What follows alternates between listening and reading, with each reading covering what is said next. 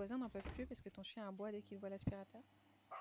Suis-moi, je te montre un tuto simple pour l'aider à se désensibiliser. Je m'appelle Laura, comportementaliste et éducatrice canine et féline. Point important concernant ce tuto, si à la fin d'une étape ton chien aboie ou recule, c'est que tu avances trop vite.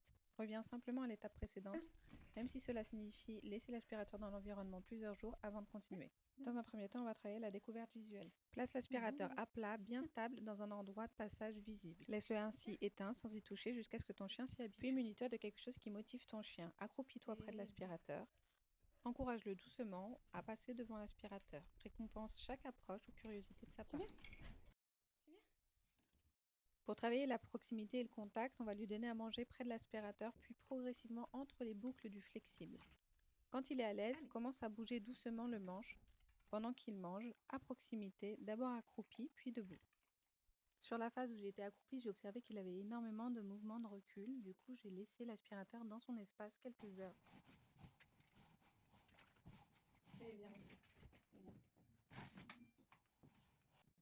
Puis on va travailler l'approche de bruit en douceur. Crée un petit chemin de friandises qui mène à l'aspirateur. Allume-le au moment où il commence à manger. Puis éteins-le.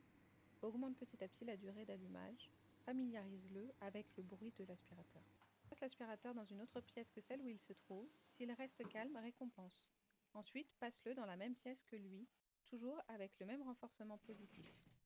Une fois éteint, continue à associer l'aspirateur à quelque chose d'agréable. Joue avec ton chien à proximité, distribue des friandises, etc. La clé dans tout ce processus, c'est vraiment la patience et la progressivité. On ne force jamais un chien, on avance à son rythme. Si ce tuto t'a aidé, abonne-toi pour découvrir d'autres conseils éducatifs pour chiens et chats.